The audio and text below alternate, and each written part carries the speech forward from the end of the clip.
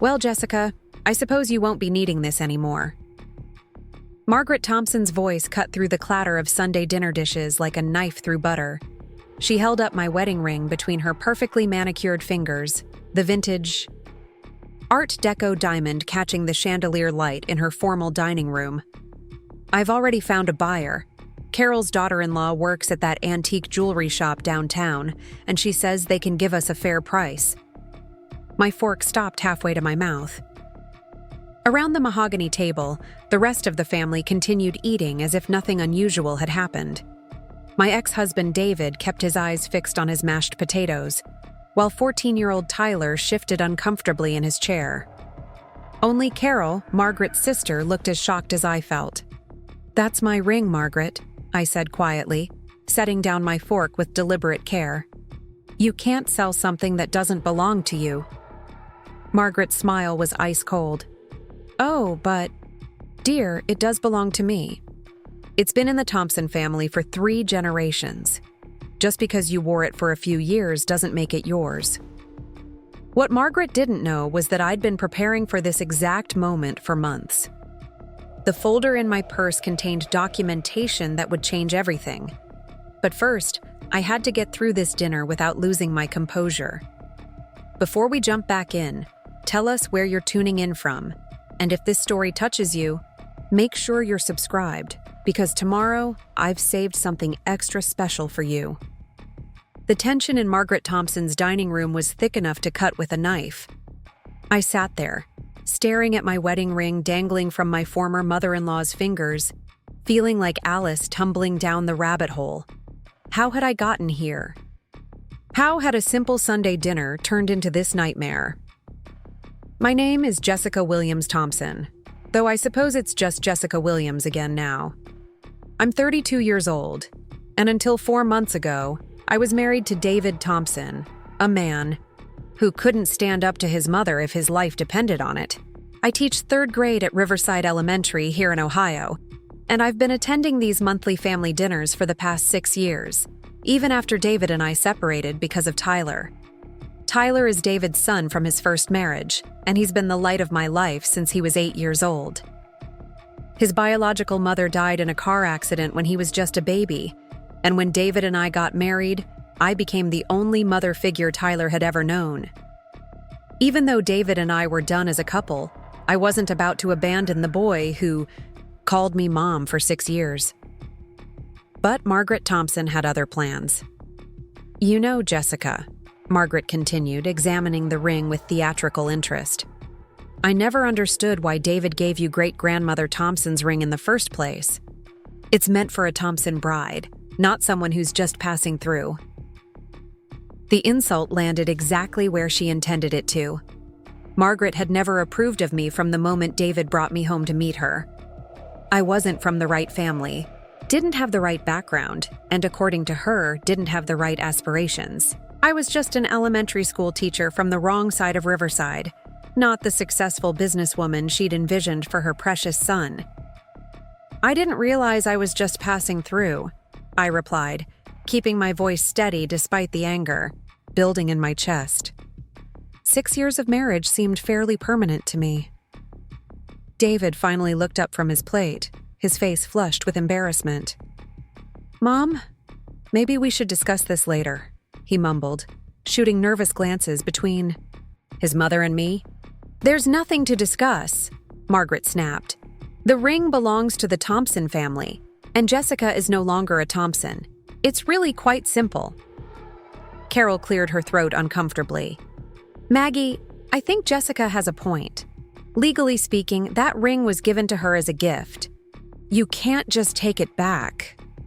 Margaret's eyes flashed dangerously. "Carol, this is a family matter. The ring has been in our family since 1943.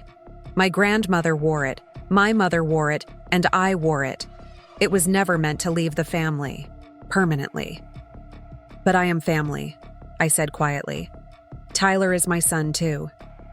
"Tyler is David's son," Margaret corrected sharply. "You have no legal claim to him, and you have no legal claim to that ring." The words hit me like a physical blow. I looked across the table at Tyler, who was staring at his plate with tears in his eyes. This sweet, sensitive boy who had cried in my arms when his goldfish died, who had asked me to help him with his science fair project just last week, who still called me every day after school to tell me about his day. "Tyler," I said gently, "you know you can always talk to me, right? No matter what happens with the grown-ups, that won't change." Tyler nodded without looking up, and I saw a tear drop onto his plate. Margaret's voice turned saccharine. "Of course Tyler knows he can visit you sometimes. But let's be realistic, Jessica. You're starting a new life now. You'll probably meet someone new, get married again, have your own children. It's not fair to keep Tyler tied to the past." The casual cruelty of her words took my breath away. She was systematically erasing 6 years of my life, 6 years of loving and raising Tyler, as if they meant nothing. As if I meant nothing. "The ring stays with me," I said firmly. "David gave it to me when he proposed. It's mine." Margaret's smile was predatory. "Oh, but that's where you're wrong, dear. You see, I've done my research. In Ohio, engagement? Rings are considered conditional gifts. If the marriage ends, the ring goes back to the giver. And since the ring originally belonged to the Thompson family, it comes back to us." My heart sank. I'd been afraid of this exact argument. Margaret had clearly done her homework, and she was right about Ohio law regarding engagement rings. But what she didn't know was that I'd done my homework too. "That's an interesting interpretation," I said carefully, "but I think you might be overlooking some important details." Margaret's eyebrows rose. "Such as?" I reached for my purse, feeling the weight of the folder inside. "Such as the fact that the ring wasn't just an engagement ring. It was also my wedding ring. We had it legally documented as such." It was a small lie, but it bought me time. Margaret's confident expression flickered for just a moment before reasserting itself. "Even so," she said, "the ring belongs to the Thompson family. It's a family heirloom." "Family heirlooms don't automatically revert to the original family after divorce," I replied. "Especially when they've been legally transferred as gifts." David finally found his voice. Preparing and narrating this story took us a lot of time, so if you are enjoying it, subscribe to our channel. It means a lot to us. Now back to the story. "Jess, maybe we could work something out. Maybe Mom could buy the ring from you, or we could find a compromise." I stared at my ex-husband in disbelief. Even now, even after everything we'd been through, he was still trying to make his mother happy at my expense. "There's no compromise here, David," I said quietly. "The ring is mine. I'm not selling it, and I'm not giving it back." Margaret's face flushed red. "How dare you? That ring has been in our family for 80 years. You have no right to keep it." "I have every right," I replied, standing up from the table. "And I have the documentation to prove it." The room fell silent, except for the ticking of Margaret's antique grandfather clock. Tyler looked up at me with wide, scared eyes. Carol shifted uncomfortably in her chair. David stared at his hands. Margaret's voice was dangerously quiet. "What documentation?" I opened my purse and pulled out the folder I'd been carrying for months. The folder that contained the insurance appraisal, the photographs, and most importantly, the letter from David's own father. "The documentation that proves David's father, your late husband, specifically wanted me to have this ring," I said, placing the folder on the table. "The documentation that shows he changed his will 6 months before he died to ensure the ring would stay with me even if David and I ever divorced." Margaret's face went white. "That's impossible. Robert never said anything about changing his will. Didn't he?" I opened the folder and pulled out a copy of the revised will, dated just 6 months before Robert Thompson's death from cancer. Because according to this legal document, witnessed and notarized, he specifically bequeathed the ring to me personally, not to David, and not to the Thompson family. Carol leaned forward, her eyes wide. Maggie, did you know about this? Margaret snatched the document from my hands, her eyes scanning the pages frantically. I watched as the color drained from her face completely. This can't be legal, she whispered. Robert would never have done this without talking to me. He did talk to you, I said quietly. You just weren't listening. He told you, Margaret. He told you that he wanted me to have the ring because he said I was the best thing that ever happened to this family. He said I was the daughter he never had, and he wanted me to have something that would connect me to the Thompson family forever. Tyler was crying openly now, and I reached across the table to squeeze his hand. Your grandfather loved me, Tyler, and he loved you too. He wanted us to stay connected, no matter what happened between your dad and me. Margaret's hands were shaking as she held the will.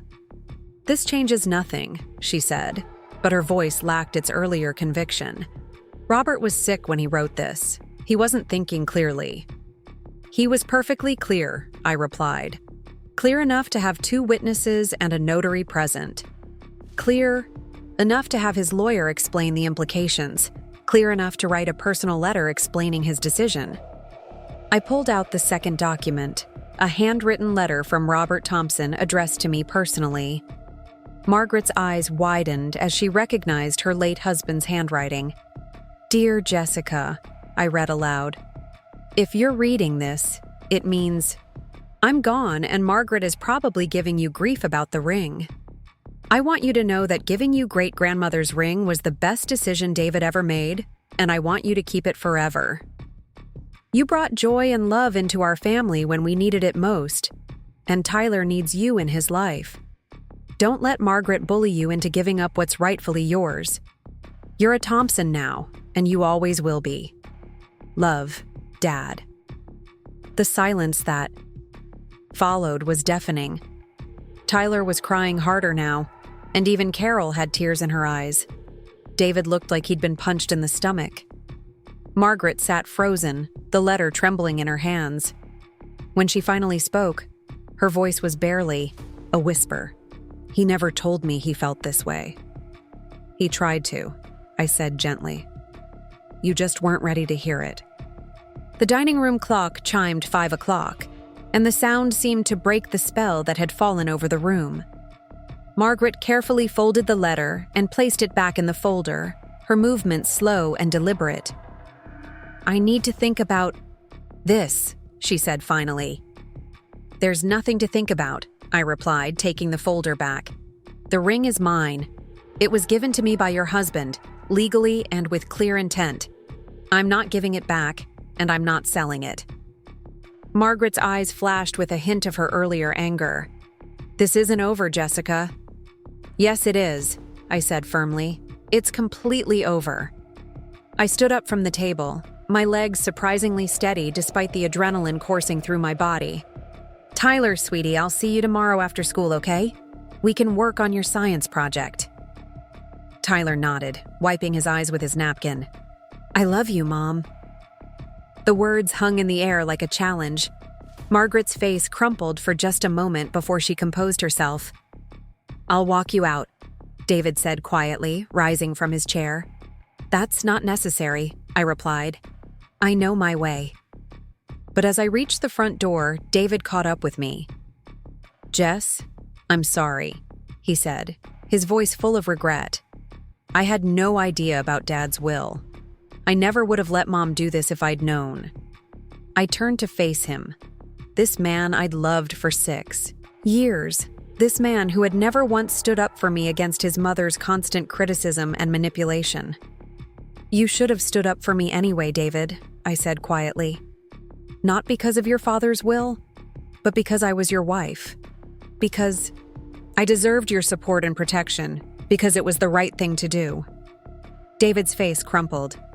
I know I failed you. I failed Tyler, too. Yes, you did, I agreed.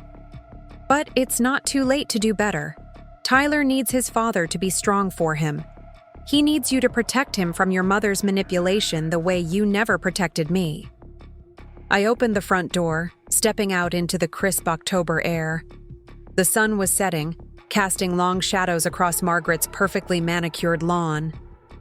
"The ring stays with me," I said one final time. "And so does my relationship with Tyler. If you or your mother try to interfere with that, you'll be hearing from my lawyer." As I walked to my car, I felt a strange mixture of exhaustion and exhilaration. The confrontation I'd been dreading for months was finally over, and I'd emerged victorious. The ring was safely back on my finger where it belonged. But I knew Margaret Thompson wasn't the type to give up easily. This battle might be won, but the war was far from over. As I drove home to my small apartment across town, I couldn't shake the feeling that Margaret was already planning her next move. What I didn't know was that she'd already made it. While I'd been reading Robert's letter aloud, Margaret had quietly sent a text message to her lawyer. By the time I pulled into my driveway, the legal machinery was already in motion. My phone buzzed as I walked up the steps to my apartment. A text from Tyler. "Mom, Grandma is really mad. She's on the phone with someone about the ring. I think she's going to try to take it from you." I smiled grimly as I unlocked my door. Let her try. I had Robert's will, his letter, and most importantly, I had something Margaret had never expected me to develop: the courage to fight back. The ring caught the light as I hung up my coat, its Art Deco diamonds sparkling like tiny stars. This wasn't just about jewelry anymore. This was about respect, dignity, and my right to remain part of Tyler's life. This was about standing up to a woman who had spent 6 years trying to diminish me, dismiss me, and drive me away. Margaret Thompson had picked the wrong woman to mess with.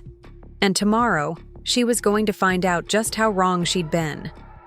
The next morning arrived gray and drizzling, matching my mood perfectly as I stood in front of my bathroom mirror, getting ready for another day at Riverside Elementary. The events of yesterday's dinner felt surreal in the harsh fluorescent light of my small apartment bathroom. Had I really stood up to Margaret Thompson? Had I actually shown her Robert's will and letter? The ring on my finger felt heavier than usual, as if it carried the weight of the entire Thompson family history. My phone had been buzzing all morning with messages. 3 missed calls from David, 2 text messages from Tyler, and surprisingly, 1 voicemail from Carol. I decided to listen to Carol's message first, knowing it would probably give me the best sense of what kind of aftermath I was dealing with. "Jessica? Honey, it's Carol.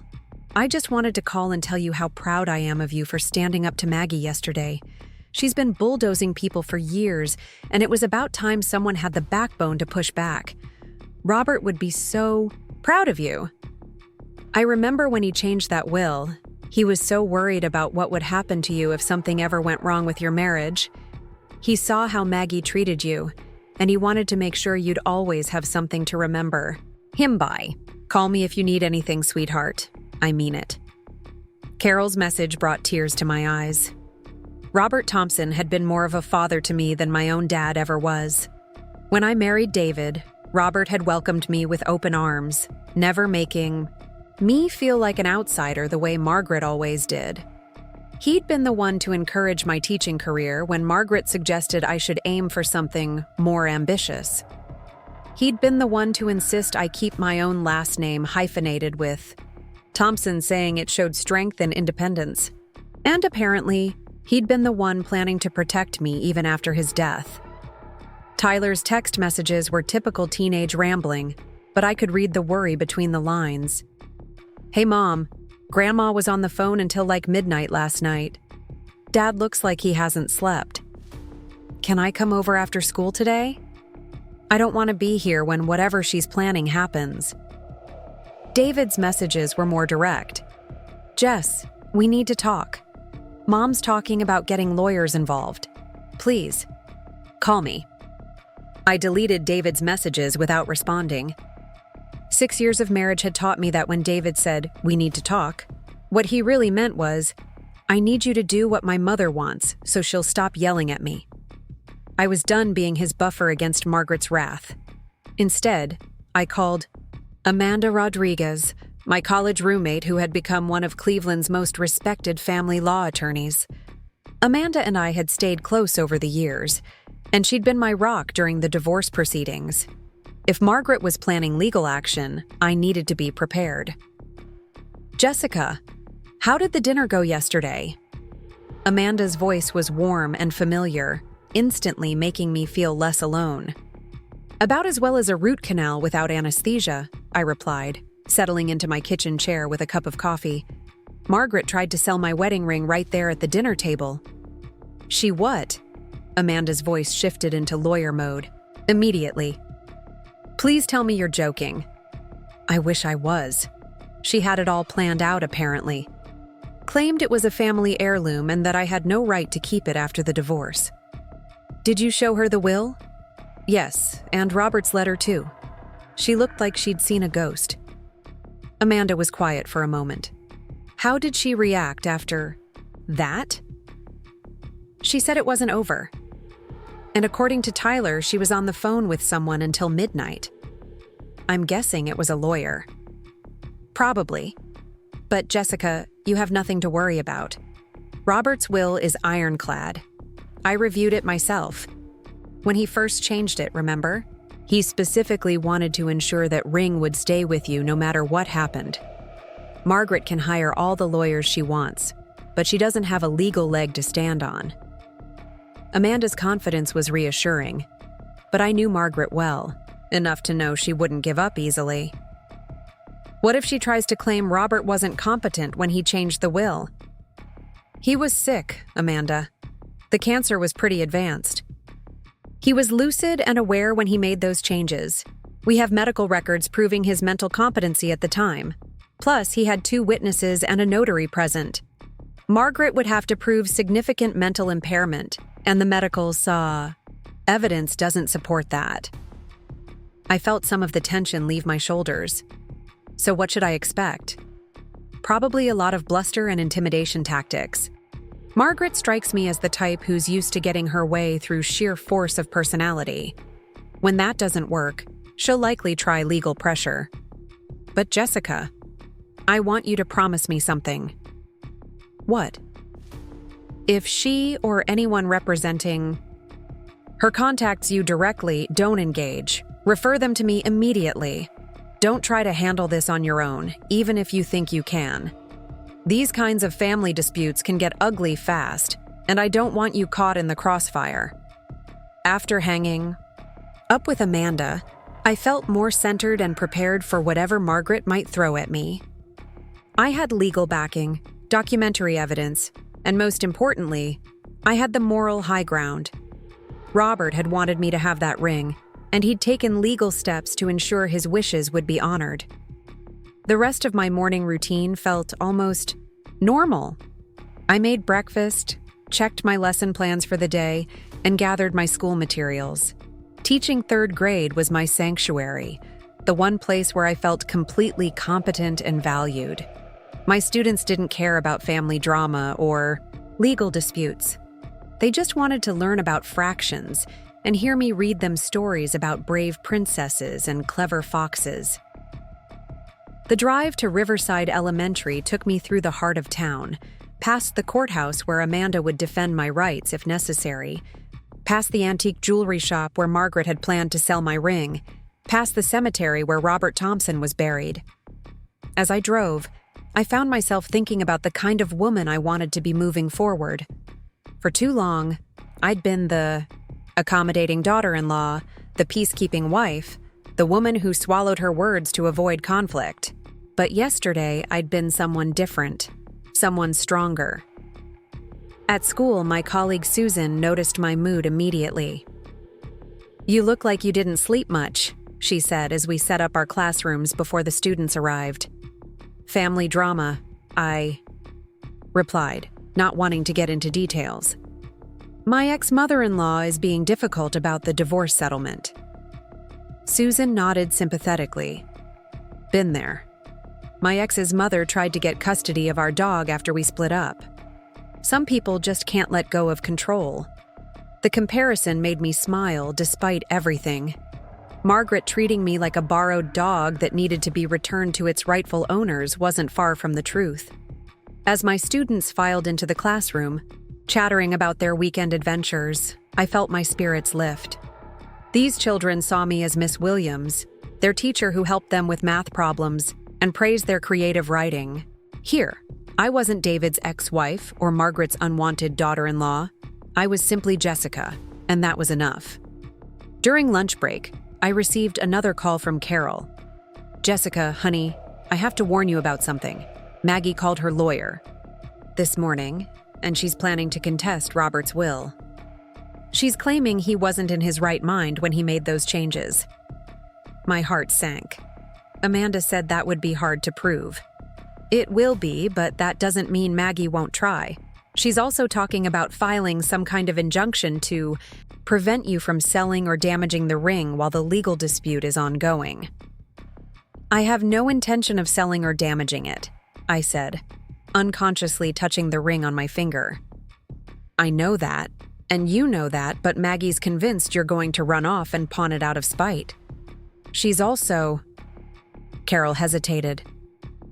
"She's also planning to use Tyler in this somehow. I'm not sure of the details, but she mentioned something about questioning whether you should have unsupervised access to him while this legal matter is pending." The words hit me like a physical blow. Using Tyler as a weapon against me was crossing a line I hadn't even imagined Margaret would approach. She can't do that. I have no legal relationship with Tyler, but I also pose no threat to him. David would never allow it. "David's not exactly showing a lot of backbone lately," Carol said gently. "Maggie's got him convinced that you're being vindictive and that Tyler would be better off with a clean break from you." After hanging up with Carol, I sat in my empty classroom trying to process this new threat. The ring was one thing, but Tyler was everything.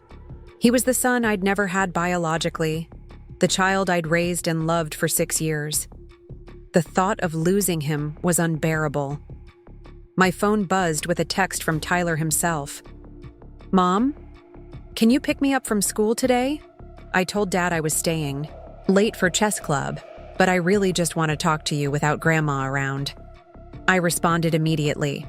"Of course, sweetie. I'll be there at 4. The rest of the school day dragged by. My students seemed to sense my distraction, and I had to work harder than usual to keep them engaged. During afternoon recess, I found myself standing by the playground fence, watching the children play and thinking about all the times I'd picked Tyler up from this same school, all the conversations we'd had on the drive home, all the homework, sessions and bedtime stories and scraped knee bandaging that had made up our daily life together. At 4 o'clock sharp, I was waiting outside Tyler's middle school in my small Honda Civic. He emerged from the building looking older than his, 14 years, his backpack slung over one shoulder and worry etched across his face. When he saw me, his expression brightened immediately. "Mom!" He jogged over to the car and climbed into the passenger seat. "Thank you for picking me up. I've been thinking about yesterday all day." "How are you handling everything, honey?" I asked as we pulled away from the school. "I'm scared," he admitted. "Grandma keeps saying that you're not really family anymore and that I need to start thinking about my future without you in it. But you are my family, Mom. You're the only Mom I remember."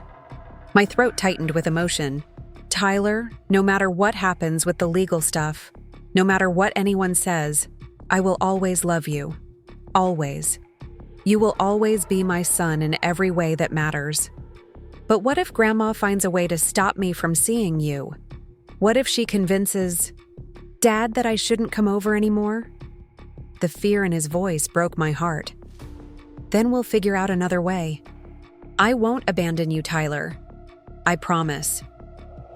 We drove to a small park on the outskirts of town, a place where Tyler and I had often gone to talk when he was having problems at school or just needed space from the Thompson family drama. We sat on a bench overlooking a small pond, watching ducks paddle around in the late afternoon light. "Tell me about Grandpa's letter," Tyler said quietly. "The one you read yesterday." I pulled out my phone and showed him a photo I'd taken of the letter. "He wrote this about 6 months before he died. He knew your grandmother might try to take the ring back if something happened between your dad and me. Tyler read the letter silently, tears forming in his eyes. He really loved you. He loved both of us.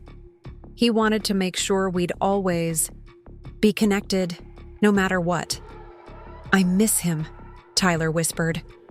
I miss him too, sweetie, but he's still looking out for us. That's what this letter proves.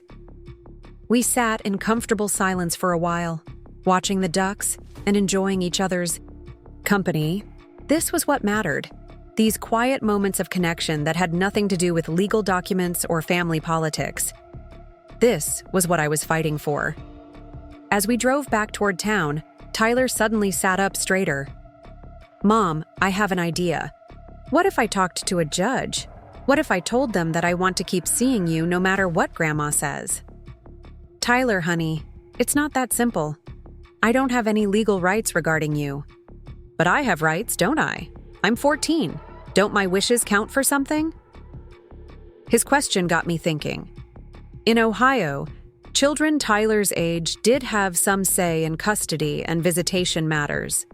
If Margaret tried to use Tyler as leverage against me, it might backfire if Tyler made his wishes clear to the court. Let's see what happens first, I said carefully. But Tyler, if it ever comes to that, if a judge ever asks you what you want, I want you to tell the truth. Don't worry about hurting anyone's feelings or making anyone angry. Just tell the truth about what you need. I will, he said firmly. I'll tell them that you're my mom and I need you in my life. When I dropped Tyler off at the Thompson house, I could see Margaret watching from the front window. She didn't come outside, but her presence was felt even from a distance. Tyler gave me a long hug before getting out of the car. I love you, Mom, he said. I love you too, Tyler. Always. As I drove home, I felt a renewed sense of determination. This wasn't just about a ring anymore. This was about protecting the most important relationship in my life. Margaret might have lawyers and money and family connections, but I had something she couldn't take away. Tyler's love and loyalty. That evening, I called Amanda again to discuss Tyler's question about speaking to a judge. She was intrigued by the possibility. If Margaret tries to restrict your access to Tyler, it could actually work in our favor, Amanda said.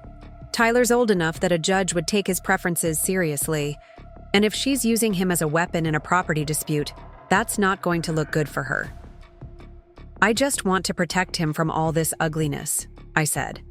The best way to protect him is to stand your ground and show him that people don't get to push you around just because they think they have more power. You're teaching him an important lesson about standing up for what's right. After we hung up, I sat in my small living room, looking at the framed photos of Tyler and me from over the years. Beach vacations, birthday parties, school events, Christmas mornings. 6 years of memories that no one could take away from me, no matter what legal papers they filed. The ring caught the light as I reached for my teacup, its Art Deco setting, sparkling with the same fire it had shown when Robert first told me it would be mine someday. This ring has been waiting for the right woman to wear it, he'd said when David proposed. I think it's found her. Tomorrow, I would face whatever legal challenges Margaret threw at me.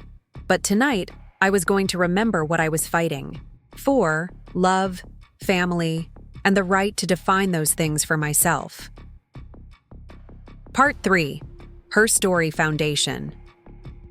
The alarm clock's harsh buzzing pulled me from restless dreams filled with courtrooms and legal documents. I'd spent most of the night tossing and turning, my mind racing through all the possible scenarios Margaret might orchestrate. As I stumbled toward the bathroom, I caught sight of myself in the mirror and winced. Dark circles under my eyes, hair sticking up at odd angles, the general appearance of someone who'd been through an emotional meat grinder. But the ring was still on my finger, solid and reassuring in the morning light. My small apartment felt especially quiet as I went through my morning routine. The silence was both peaceful and lonely, a stark contrast to the years when I'd wake up in the Thompson house to the sounds of Tyler getting ready for school and David rushing around looking for his car keys. This independence was still new to me, still something I was learning to navigate after 6 years of marriage and 8 years of being part of the Thompson family orbit. I'd moved into this apartment 4 months ago, right after the divorce was finalized. It was a far cry from the spacious colonial I'd shared with David, but it was mine. Every piece of furniture, every decoration, every decision about paint colors and curtain choices had been made by me alone. The freedom was exhilarating and terrifying in equal measure. As I made coffee, I found myself thinking about how I'd ended up here in this apartment, fighting my ex-mother-in-law over a piece of jewelry that represented so much more than its monetary value. The story began 8 years ago, when I was a 24-year-old teacher fresh out of college, working my first job at Riverside Elementary. I'd been the youngest teacher on staff, eager and idealistic, determined to make a difference in my students' lives. David had been substitute teaching at the high school while studying for his insurance license, and we'd met at a district-wide professional development workshop. He was handsome in a clean-cut, all-American way, with sandy brown hair and an easy smile that made me feel like the most interesting woman in the room. Our courtship had been traditional and sweet. Dinner dates at Riverside's nicest restaurants, long walks through the town's historic district, movie nights at the local theater. David was everything I thought I wanted in a partner. Stable, ambitious, family-oriented. He talked about settling down, buying a house, having children. After a childhood spent watching my own parents' tumultuous relationship, David's steadiness felt like a safe harbor. The first time he brought me home to meet his parents, I was nervous, but excited. I'd grown up in a broken home with an absent father and a mother who worked 2 jobs just to keep us afloat. The idea of joining a real family, a family with traditions, and history and stability, appealed to me deeply. Robert Thompson had been wonderful from the start. He was a retired electrician with gentle eyes and calloused hands, who treated me like a daughter from the moment we met. He asked about my teaching, my hopes for my students, my plans for the future. He listened to my answers with genuine interest, making me feel valued and heard. Margaret had been different, polite but cool, asking questions that felt more like job interview queries than getting to know you conversation. Where did my family come from? What did my parents do for work? What were my long-term career goals? I'd answered honestly, not realizing at the time that I was failing some sort of test. My mother worked as a cashier at the local grocery store and cleaned houses on weekends.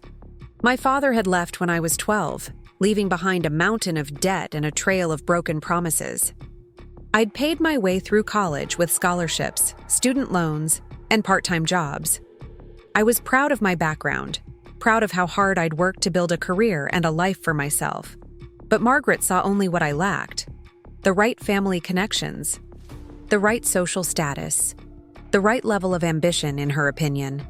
She wanted David to marry someone who would enhance the Thompson family's standing in the community, someone who came from money or who had the drive to make serious money. An elementary school teacher from the wrong side of town didn't fit her vision. Despite Margaret's reservations, David proposed 2 years later.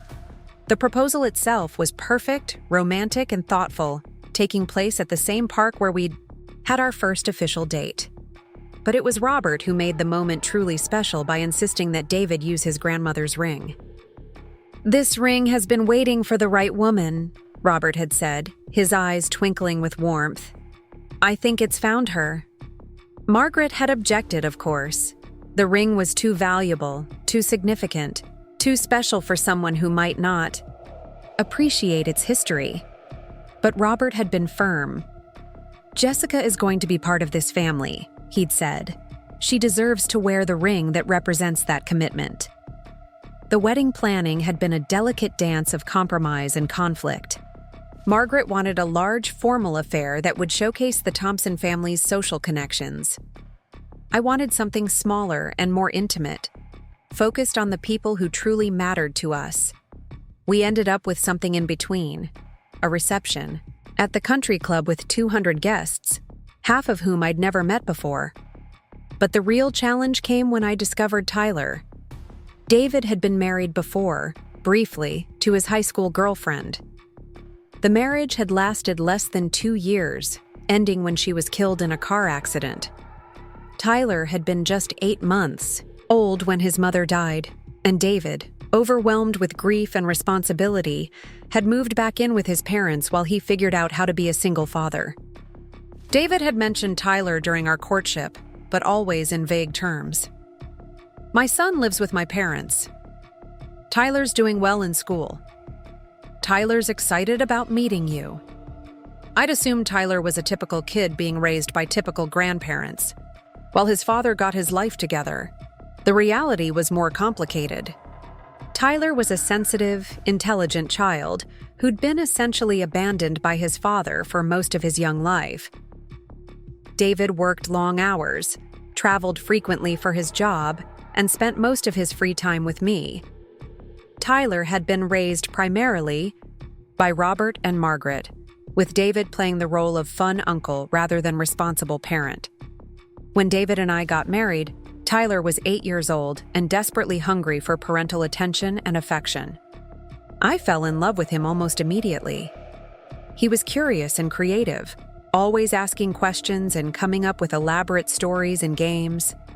He reminded me of my best students, the ones who saw the world as full of possibilities and adventures. Margaret was less thrilled with my growing bond with Tyler. She'd been his primary caretaker for 8 years, and she wasn't ready to share that role with someone she considered an outsider. She questioned my parenting decisions, undermined my authority, and constantly reminded Tyler that I wasn't his real mother. The conflict came to a head one evening when Tyler, then 9 years old, came home from school upset about a project he was working on. He needed help building a model of the solar system, and he asked me to work with him on it. "Tyler, you should ask Grandma for help," Margaret had said immediately. "She's better at these kinds of projects." "But I want Mom to help me," Tyler had replied, the word Mom slipping out naturally. The look on Margaret's face had been pure fury. "Jessica is not your mother, Tyler. Your mother is dead. Jessica is just your father's wife." Tyler had burst into tears, and I'd found myself in the middle of a situation that required diplomatic skills I didn't possess. I'd tried to comfort Tyler while also not wanting to directly contradict Margaret in front of him. Later that night, I'd talked to David about establishing clearer boundaries and expectations regarding Tyler's care. David had promised to talk to his mother, but nothing had really changed. Margaret continued to undermine my relationship with Tyler, and David continued to avoid confrontation with his mother.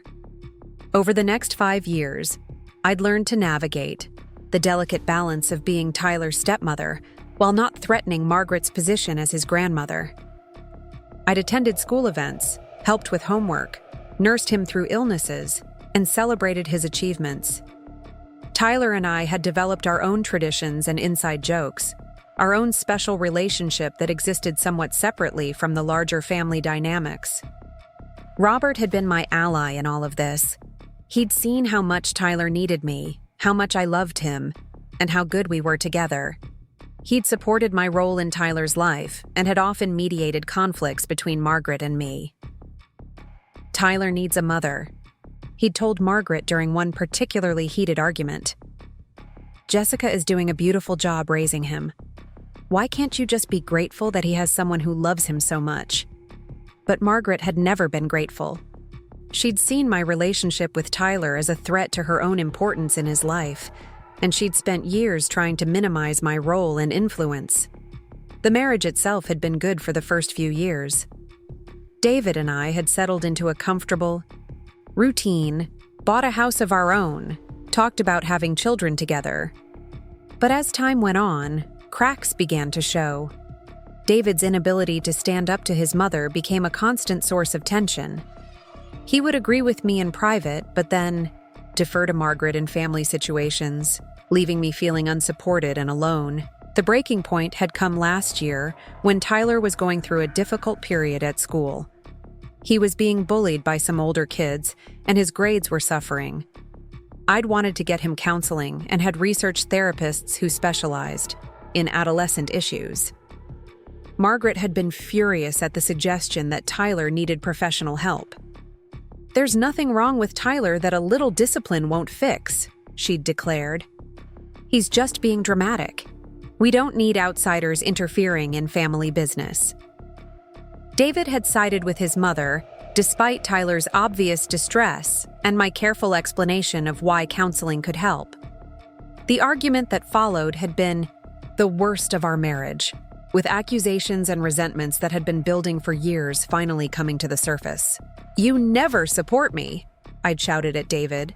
"Your mother undermines me at every turn, and you just stand there and let it happen. I'm your wife, but you treat me like a servant who should be grateful for whatever scraps of respect she throws my way." "Mom's just looking out for Tyler," David had replied weakly. "She's raised him since he was a baby, and I've been raising him since he was 8. I'm the one who goes to parent-teacher conferences when you're traveling. I'm the one who sits up with him when he's sick. I'm the one who actually listens to him and treats him like his feelings matter. But none of that counts because I didn't give birth to him." The argument had ended with David sleeping in the guest room and me seriously questioning whether I could continue in a marriage where I felt so unsupported and undervalued. Tyler had been the one to break the silence the next morning. He'd come to me in tears, having overheard parts of the argument. "Mom, please don't leave," he'd begged. "I need you. Dad doesn't understand me the way you do, and Grandma just wants me to be someone I'm not. You're the only one who actually listens to me." That conversation had convinced me to try marriage, counseling, but David had been resistant. "We can work this out ourselves," he'd insisted. "We don't need a stranger telling us how to fix our problems." But we couldn't work it out ourselves. The patterns were too entrenched, the resentments too deep. David would never stand up to his mother, and Margaret would never accept me as an equal member of the family.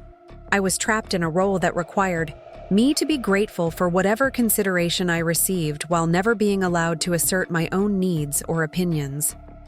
The final straw had come during Tyler's 13th birthday party. I'd planned a celebration that reflected Tyler's interests and personality, complete with his favorite foods and a theme based on his love of astronomy. Margaret had criticized every detail, from the decorations to the guest list to the activities I'd planned.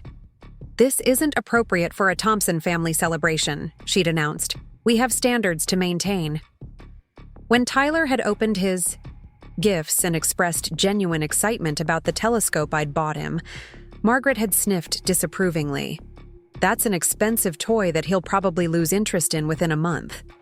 "It's not a toy," Tyler had replied, his voice shaking with emotion. "It's for studying the stars.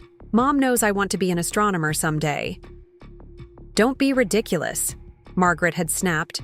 "You're going to study business or law, something practical. These fantasy careers are just distractions." Tyler had looked at me with tears in his eyes, and in that moment, I'd realized that staying in this marriage wasn't just hurting me anymore. It was hurting Tyler too. He needed at least one adult in his life who would support his dreams and defend his right to be himself. That night, I'd made the decision to leave. It wasn't easy, and it wasn't quick. Divorce proceedings took months, with lawyers and mediations and endless discussions about property division and financial arrangements. Through it all, Margaret had made it clear that she expected me to disappear from Tyler's life completely. "It's better for him to make a clean break," she'd argued. "Continuing to see Jessica will just confuse him and make it harder for him to accept his new reality." But Tyler had other ideas. At 13, he was old enough to voice his own opinions about whom he wanted to maintain relationships with. He'd begged David to let him continue seeing me, and David, perhaps motivated by guilt about the divorce, had agreed to informal visitation. For the past 4 months, Tyler and I had been navigating our new relationship dynamic. He came to my apartment after school several times a week, and I attended his school events when I could. It wasn't the same as when we'd lived together, but it was something. It was enough to maintain the bond we'd built over 5 years. Until yesterday, when Margaret had decided to use my wedding ring as the opening salvo in a campaign to remove me from Tyler's life entirely. As I finished my coffee and prepared to leave for school, I caught sight of my reflection in the hallway mirror. I looked tired but determined, like someone who'd been through a battle but wasn't ready to surrender. The ring on my finger caught, the morning light reminding me of Robert's words. This ring has been waiting for the right woman. I was the right woman. I'd earned my place in Tyler's life through love, patience, and daily acts of care. I'd earned my place in the Thompson family through 6 years of marriage and 8 years of commitment to their son and grandson. Margaret might have lawyers and social connections and family money, but I had something more powerful. I had truth and love on my side. And today, I was going to start fighting back in earnest. Part 4. The Deeper Truth. The morning sun filtered through the tall windows of my 3rd grade classroom as I arranged materials for the day's lessons, but my mind kept drifting to the larger battle I was fighting outside these safe walls. 22. 8-year-old faces would soon fill these desks, looking to me for guidance, stability, and encouragement. They had no idea their teacher was in the middle of a family war that threatened to tear apart the most important relationship in her life. My phone buzzed with a text from Amanda. "Can you meet for lunch today? I've got some intel about Margaret's lawyer that you need to hear." Before I could respond, another message came through, this one from an unknown number. "Ms. Williams, this is Patricia Hendricks from Hendricks & Associates. We represent Margaret Thompson in a matter concerning family property. Please contact our office at your earliest convenience to discuss resolution of this matter." My hands trembled slightly as I read the message. So it was beginning. Margaret was bringing in professional reinforcements. I forwarded the message to Amanda and typed back, "Yes to lunch. Just got contacted by Margaret's attorney."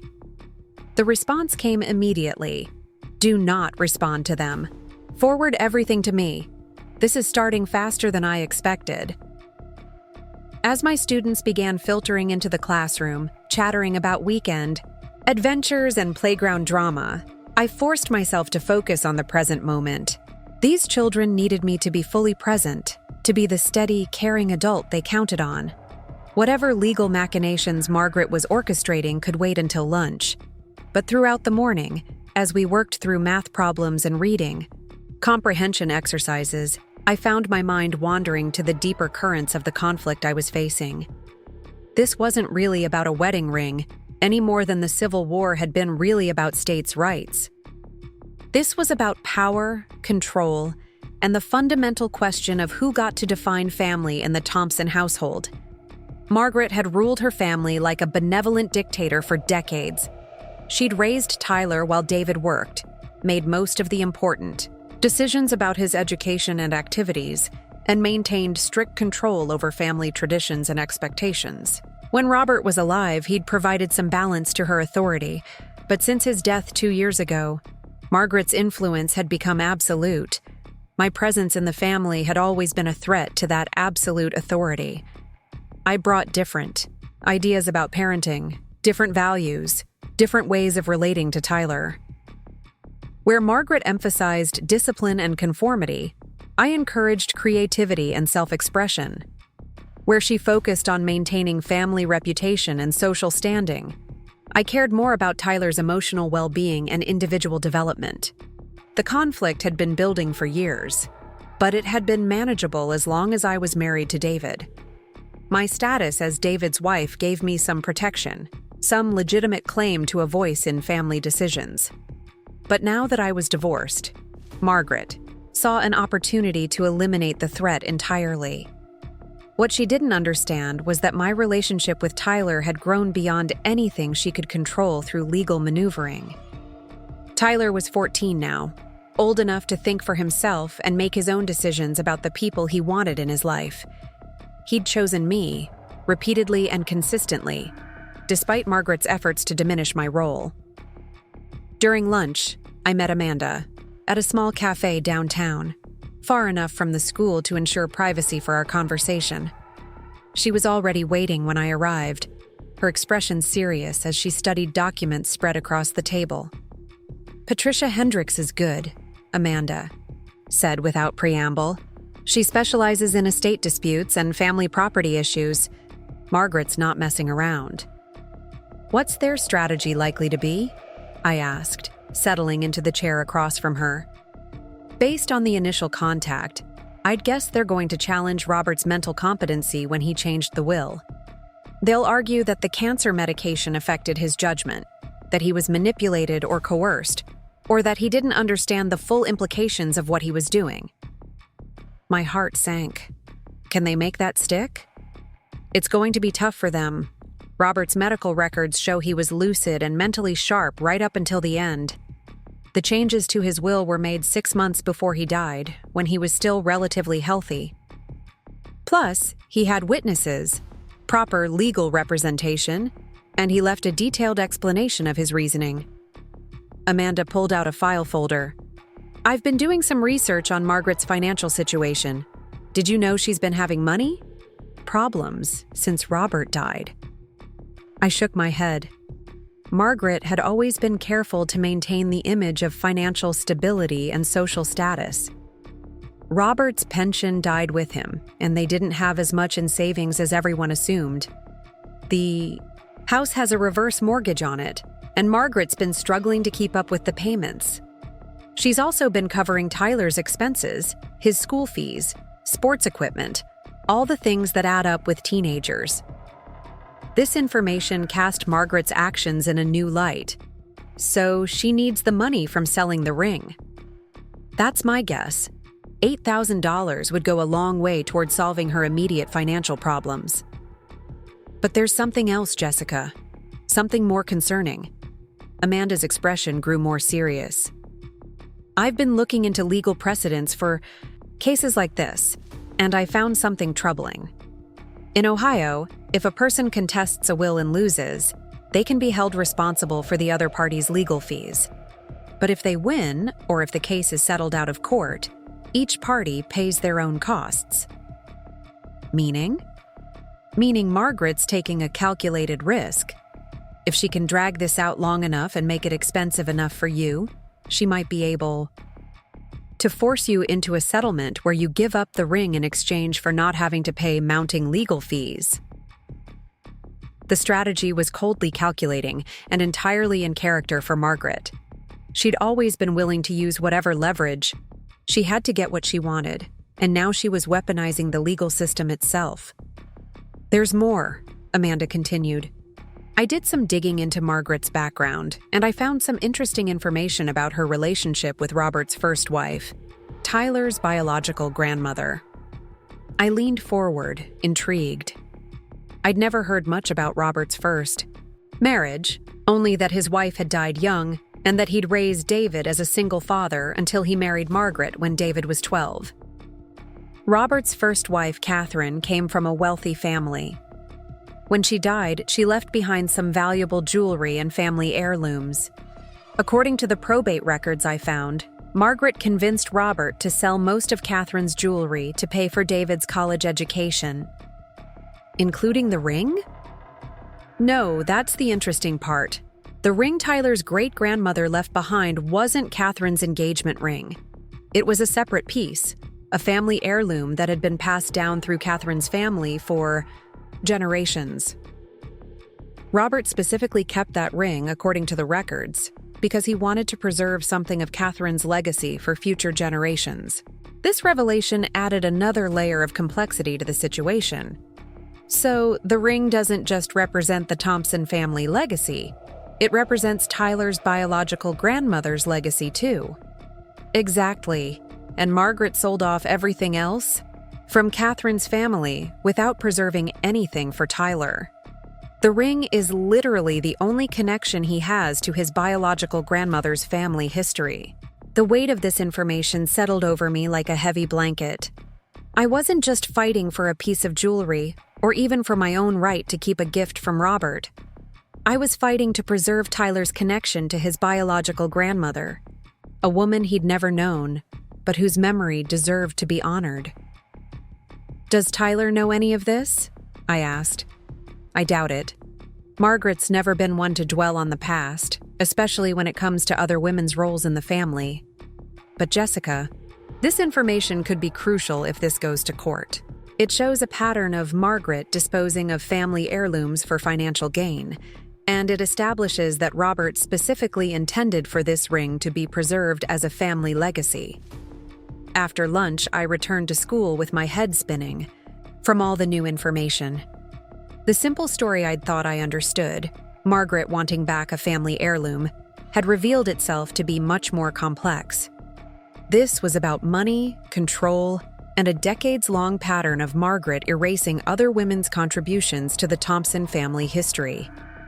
During my planning period, I found myself thinking about Catherine Thompson, the woman who'd been Tyler's biological grandmother and David's mother.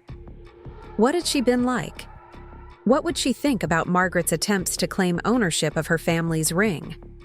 Would she approve of Robert's decision to give it to me? My reverie was interrupted by a knock on my classroom door. I looked up to see Tyler standing in the doorway, his backpack slung over his shoulder and an anxious expression on his face. "Tyler, what are you doing here? Shouldn't you be in class?" "I have study hall this period, and I asked if I could come talk to you," he said, stepping into the classroom and closing the door behind him. "Mrs. Patterson said it would be okay as long as I got my homework done." I gestured to the chair beside my desk. "Of course, honey. What's on your mind?" Tyler sat down heavily, suddenly looking much older than his 14 years. "It's about Grandma and the ring. She's been talking to Dad all morning, and I heard some of what they were saying." My stomach tightened with apprehension. "What did you hear?" "She's planning to hire a lawyer to try to get the ring back, but that's not the worst part." Tyler's voice dropped to almost a whisper. "She's also planning to tell the lawyer that you're a bad influence on me and that I shouldn't be allowed to see you anymore." The words hit me like a physical blow. I'd expected Margaret to challenge the will, but using Tyler as a weapon against me felt like crossing a line into genuine cruelty. "Tyler, you know that's not true, right?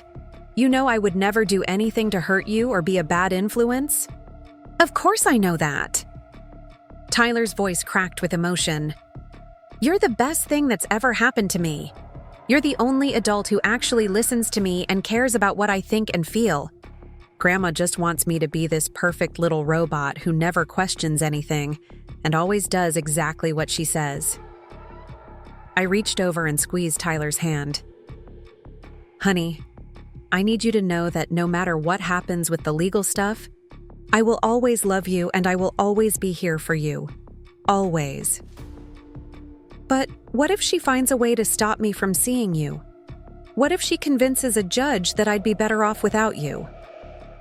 The fear in Tyler's voice broke my heart.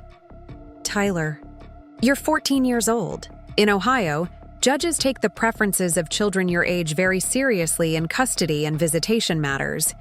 If anyone ever asks you what you want, you just tell them the truth about how you feel." "I will," Tyler said firmly. "I'll tell them that you're my mom and that I need you in my life." We talked for a few more minutes before Tyler had to return to his classes. After he left, I sat alone in my classroom, staring out the window at the playground where children were playing during recess. Their laughter and shouts seemed to come from another world, a world where families stayed together and adults protected children instead of using them as pawns in grown-up battles. The rest of the afternoon dragged by slowly. I taught my lessons and graded papers and attended a staff meeting, but my mind kept returning to Tyler's words about Margaret's plans. The idea that she would try to separate us purely out of spite was almost more than I could bear. After school, I drove home through the familiar streets of Riverside, past the houses where my students lived, Past the parks where Tyler and I had spent countless afternoons. Past the cemetery where Robert Thompson was buried. Each landmark seemed to remind me of what I stood to lose if Margaret succeeded in her campaign against me. My apartment felt especially quiet when I arrived home. I made myself a cup of tea and sat at my small kitchen table, looking through the documents Amanda had given me. The probate records for Catherine Thompson made for fascinating reading. She'd been only 28 when she died, leaving behind a 2-year-old son and a grieving husband. Her family had been wealthy merchants who'd built their fortune in the early days of Ohio's statehood. The jewelry collection she'd inherited included several valuable pieces, but the Art Deco ring had been specifically mentioned as having special, sentimental value. According to the records, Catherine had received the ring on her 18th birthday from her own grandmother, along with a letter explaining its history. The ring had been in Catherine's family for 4 generations, passed down from mother to daughter as a symbol of strength and resilience. Catherine had worn it as her wedding ring when she married Robert, and she'd specifically requested in her will that it be preserved for future generations of Thompson women. Margaret had honored that request in the technical sense. She hadn't sold the ring along with the other jewelry, but she'd also never told Tyler about his grandmother's wishes or the ring's true history. In Margaret's version of family history, the ring was simply a Thompson family heirloom that had always belonged to Robert's side of the family. The more I learned about Catherine Thompson, the more I felt a connection to her. She'd been a young woman trying to build a life and a family, just as I had been. She'd wanted her legacy to be preserved for her son and future generations, just as I wanted my relationship with Tyler to continue. And she'd trusted that the people who came after her would honor her wishes and preserve what mattered most. Margaret had failed Catherine in that trust. She'd sold off most of Catherine's belongings and had never shared Catherine's story with Tyler. But Robert had remembered. When he changed his will to ensure the ring would stay with me, he wasn't just protecting my rights as his daughter-in-law. He was honoring his first wife's wishes that the ring remain a symbol of love and continuity for future generations. That evening, I called my own mother to update her on the situation. Mom had always been supportive of my relationship with Tyler, and she'd been furious when she heard about Margaret's behavior at Sunday dinner. "That woman has some nerve," Mom said when I told her about the lawyer and Margaret's plans to challenge my access to Tyler. "After everything you've done for that." "Boy, after all the years you've been more of a mother to him than anyone else." "I'm scared, Mom," I admitted. "What if she finds a way to turn this against me? What if she makes it look like I'm being vindictive or selfish?" "Jessica Marie Williams," my mother said in the stern voice she'd used when I was a child. Listen to me. You have spent 6 years loving that boy like he was your own flesh and blood. You have attended every school play, every parent conference, every doctor's appointment. You have sat up with him when he was sick, helped him with homework, dried his tears, and celebrated his successes. No judge in the world is going to look at that record and decide you're a bad influence." My mother's words were comforting, but I knew the legal system didn't always operate on common sense or emotional truth. Margaret had money and social connections and a lawyer who specialized in exactly these kinds of disputes. I had love and good intentions and a friend who was willing to represent me, but would that be enough? That night, I lay in bed staring at the ceiling, the ring heavy on my finger as I twisted it nervously around and around. Somewhere across town, Tyler was probably lying in his own bed, wondering if the adults in his life were going to tear apart the only stable relationship he'd ever known. And Margaret was probably planning her next move, confident that she had the power and resources to get what she wanted. But what Margaret didn't know was that I wasn't the same woman who'd sat quietly through 6 years of family dinners, absorbing her subtle insults and letting her undermine my authority with Tyler. The woman who'd stood up to her at Sunday dinner was someone new, someone who'd found her voice and her strength, someone who was willing to fight for what mattered most. Part 4. The deeper truth.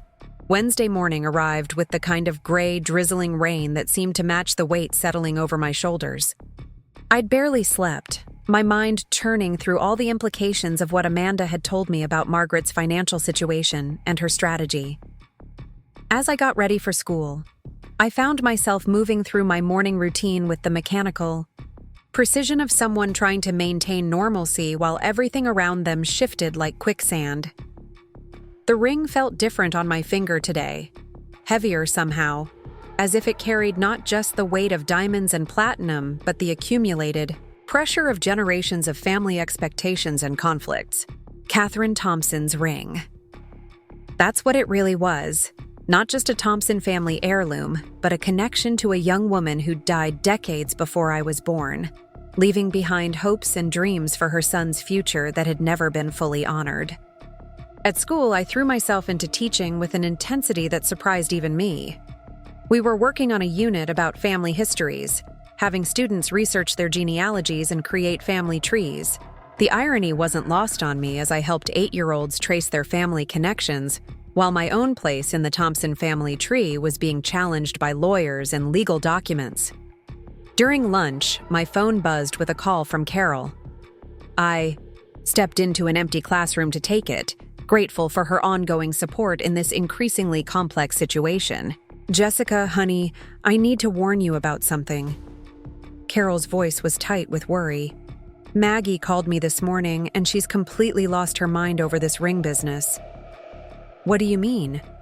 "She's convinced that you and Robert conspired against her somehow, that you manipulated him into changing his will while he was sick. She's telling anyone who'll listen that you took advantage of a dying man to steal a family heirloom." The accusation hit me like a slap. The idea that I would manipulate Robert, the man who'd been more of a father to me than my own dad, was so offensive it took my breath away. "Carol, you know that's not true. Robert made that decision entirely on his own. I didn't even know he'd changed the will until after he died." "I know that, honey. And anyone who knew Robert knows that too. He was sharp as a tack right up until the end, and he never did anything he didn't want to do. But Maggie's desperate, and desperate people say desperate things." Carol paused, and I could hear her taking a deep breath. "There's something else. Maggie's been calling other family members, trying to build support for her version of events. She's telling them that you're being vindictive, and that you're using Tyler to hurt the family." "Using Tyler? I'm trying to protect Tyler." "I know that, but she's spinning it differently. She's saying that you're confusing Tyler by maintaining a relationship with him after the divorce, that you're making it harder for him to move on and accept his new reality." The twisted logic of Margaret's accusations made me feel sick. Everything I was doing out of love for Tyler was being reframed as manipulation and selfishness. "Jessica, there's one more thing you need to know. Maggie's been in touch with David's cousin Linda, the one who works for social services. She's asking Linda about what it would take to get a court order restricting your access to Tyler." My heart stopped. She can't do that. I have no legal relationship with Tyler, but I also pose no threat to him. David has agreed to let me see him. She's going to argue that you're psychologically harming Tyler by refusing to let him move on from the divorce. She's planning to claim that your continued presence in his life is preventing him from forming healthy attachments to new parental figures. "What new parental figures?" I asked, confused. Carol's silence stretched long enough that I began to worry we'd been disconnected. Finally, she spoke, her voice barely above a whisper. "Jessica, honey, there's something David hasn't told you yet. He's been seeing someone. A woman named Sarah who works at his insurance company. They've been dating for about 2 months, and it's getting serious." The information shouldn't have hurt as much as it did.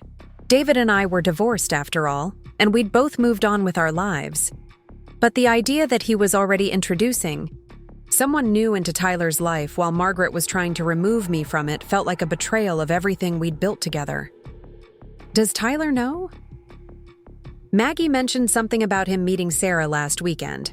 Apparently it didn't go well. Tyler was rude and uncooperative, and Sarah complained to David about Tyler's attitude. I closed my eyes, picturing Tyler's reaction to being forced to meet his father's new girlfriend, while simultaneously being told he needed to distance himself from me. The poor kid was being pulled in multiple directions by adults who claimed to have his best interests at heart, but were really serving their own needs. Carol, what am I supposed to do? How do I fight someone who's willing to twist everything into a weapon against me? You keep doing what you've been doing, honey. You keep loving Tyler and being there for him, and you document everything. Every conversation, every interaction, every attempt Margaret makes to interfere with your relationship. You're going to need evidence if this goes to court.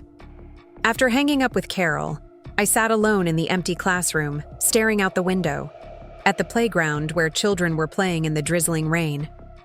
Their laughter seemed to come from another world, a world where adults protected children instead of using them as pawns in their own battles for control and revenge. The rest of the school day passed in a blur. I taught my lessons and graded papers and attended meetings, but part of my mind was always elsewhere, trying to process the new information about David's girlfriend and Margaret's escalating campaign against me. By the time the final bell rang, I felt emotionally drained and physically exhausted. Tyler was waiting for me by my classroom door, his backpack slung over his shoulder and his expression more serious than any 14-year-old should have to wear. "Mom, can we talk?" he asked quietly. "Of course, honey. What's on your mind?" "Dad wants me to meet his girlfriend again this weekend. Her name is Sarah, and she works with him. Grandma keeps saying I need to give her a chance and that it's not fair to compare her to you." My heart ached for Tyler, caught in the middle of adult complications he shouldn't have to navigate. "What do you think about all this?" "I don't want another mom," Tyler said simply. "I already have a mom. I have you. Why do they keep trying to replace you with someone else?" The directness of his question brought tears to my eyes. "Tyler, sweetie, nobody can replace our relationship. What we have together is special and unique, and it doesn't depend on my being married to your dad or living in the same house. But what if they make me stop seeing you? What if Grandma convinces a judge that I'd be better off without you?" I knelt down so we were at eye level, placing my hands on his shoulders. "Tyler, I need you to listen to me very carefully. If anyone ever asks you what you want, if a judge or a social worker or anyone in authority asks you about our relationship, I want you to tell them the truth. Tell them how you feel, what you need, what makes you happy. Don't worry about hurting anyone's feelings or making anyone angry. Just tell the truth. What if the truth makes people mad? Then they'll be mad, but you'll still have told thy truth, and that's what matters most." We walked out to the parking lot together, and Tyler climbed into my car for the ride to my apartment. As we drove through the familiar streets of Riverside, Tyler was unusually quiet, staring out the window, with a thoughtful expression. "Mom," he said finally, "can I ask you something about my biological mom?" The question caught me off guard. Tyler rarely brought up his birth mother, perhaps because Margaret had always discouraged such conversations. "Of course, honey. What would you like to know?"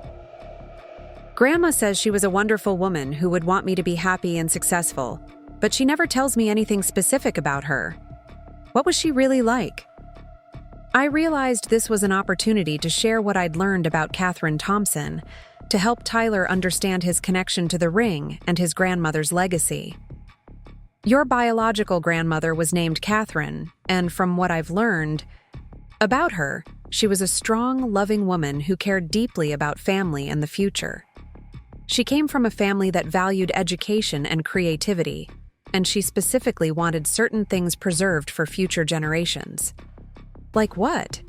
"Like the ring I'm wearing. This was actually your grandmother Catherine's ring, passed down through her family for generations. When your grandfather Robert gave it to me, he was honoring her wishes that it stay in the family and continue to represent love and commitment." Tyler's eyes widened. "So, the ring isn't just a Thompson family heirloom?" No, it's your biological grandmother's family heirloom.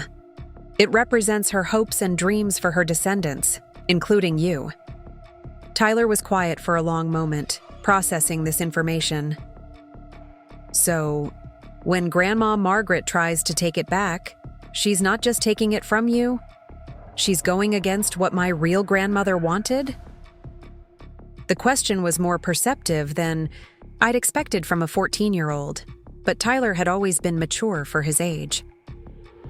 That's one way to look at it, yes. Your grandmother Catherine wanted this ring to be a symbol of love and family continuity. She wanted it to connect future generations to their family history. And Grandma Margaret never told me any of this? Some people find it difficult to talk about the past, especially when it involves people who came before them. Your grandmother Margaret has her own relationship with family history. We spent the rest of the afternoon at my apartment working on Tyler's homework and talking about lighter topics. But I could see him processing the information about Catherine throughout the evening, asking occasional questions about family history and what it meant to honor someone's memory. As I drove Tyler home that evening, he was quiet again, but it was a different kind of quiet than earlier. This was thoughtful rather than worried, contemplative rather than anxious. "Mom," he said as we pulled into the Thompson driveway, "I understand now why this ring is so important. It's not just about you and Grandma Margaret fighting over jewelry. It's about keeping promises to people who can't speak for themselves anymore." His insight took my breath away. That's exactly right, Tyler. Sometimes we have to be the voice for people who came before us, especially when their wishes are being ignored or forgotten. "I want to be that voice for my grandmother Catherine," Tyler said firmly. "If anyone asks me about the ring or about you, I'm going to tell them what I think she would want. I think she'd want me to have a mom who loves me and supports my dreams. And I think she'd want her ring to stay with someone who understands what it represents." As Tyler got out of the car, I saw Margaret watching from the front window. Even from a distance, I could see the disapproval in her posture, the rigid set of her shoulders that indicated her displeasure with Tyler's continued relationship with me. But Tyler walked into the house with his head held high, carrying himself with a confidence I hadn't seen before. Learning about Catherine had given him a new understanding of his place in the family history, and with that understanding came a sense of his own power to shape the future. Driving home, I felt a shift in my own perspective as well. This wasn't just about my right to keep a piece of jewelry or maintain my relationship with Tyler. This was about honoring the wishes of a young woman who died decades ago, trusting that future generations would preserve what mattered most to her. Catherine Thompson had wanted her ring to represent love and family continuity, and she'd trusted that the people who came after her would honor that intention. Margaret had failed Catherine in many ways, selling off her belongings and erasing her memory from family conversations. But Robert had remembered, and he'd found a way to honor his first wife's wishes by ensuring the ring would stay with someone who understood its true significance. Now it was my turn to be Catherine's voice, to fight for her vision of what family should mean. The ring on my finger wasn't just my property, it was a sacred trust, a connection between past and future that deserved to be protected and preserved. Margaret might have lawyers and money and social connections, but I had something more powerful. I had the truth about what Catherine had wanted, and I had Tyler's growing understanding of his own family history. Together, we would make sure Catherine Thompson's wishes were finally honored, even if it meant fighting the very people who should have been protecting her legacy all along. Part 5. The First Stand. Thursday morning brought the kind of crisp autumn air that usually filled me with energy and optimism, but today it carried an undercurrent of electric tension, like the atmosphere before a thunderstorm. I'd received another message from Patricia Hendricks the night before, this one more insistent than the first. "Ms. Williams, it is imperative that you contact our office immediately regarding the Thompson family property matter. Failure to respond may result in additional legal complications. I'd forwarded the message to Amanda without responding, but the threatening tone had kept me awake most of the night. Margaret was clearly escalating her campaign, trying to intimidate me into surrendering without a fight. But if she thought I was the same woman who'd sat quietly through years of family dinners while she undermined my relationship with Tyler, she was about to discover how wrong she was. At school, I found it difficult to concentrate on my lesson plans. My third graders were working on a creative writing assignment about their families, and their innocent questions about grandparents and traditions kept reminding me of the battle. I was fighting to preserve Tyler's connection to his own family history. During my lunch break, Amanda called with an update that changed everything. "Jessica, I've got news, and some of it's very good," she said without preamble. "I've been doing more research into Catherine Thompson's family background, and I found something Patricia Hendricks doesn't know about yet." "What kind of something?" Catherine's family, the Wellborns, were more than just wealthy merchants. They were founding members of the Ohio Historical Society, and they donated significant artifacts and documents to preserve the state's early history. Catherine herself was very involved in historical preservation before she died. I wasn't sure where Amanda was going with this information, but her excited tone suggested it was important. "Here's the key part, Jessica. When Catherine died, she didn't just leave a will specifying that the ring should be preserved for future generations. She also filed papers with the Historical Society documenting the ring's provenance and historical significance. It's officially registered as a historically significant artifact representing Ohio's early merchant families." My heart began to race. What does that mean legally? It means the ring isn't just personal property anymore. It's a documented historical artifact with cultural significance beyond its monetary value. If Margaret tries to force its sale, she'd be destroying a piece of Ohio's documented historical heritage. The implications were staggering. Margaret's plan to sell the ring wasn't just a family dispute anymore. It was potentially an act of historical vandalism. "There's more," Amanda continued. "I contacted the Historical Society this morning, and they have extensive records about Catherine's family and their contributions to Ohio's early development. They also have correspondence from Catherine expressing her hopes that family artifacts would be preserved for future generations to study and appreciate." So Catherine wasn't just thinking about her immediate family when she made provisions for the ring. She was thinking about historical preservation. Exactly. And Jessica, this gives us a completely different legal framework for fighting Margaret's claim. We're not just defending your right to keep a family heirloom. We're protecting a documented historical artifact from being destroyed for short-term financial gain. After hanging up with Amanda, I sat in my empty classroom trying to process this new information. Catherine Thompson had been even more remarkable than I'd realized.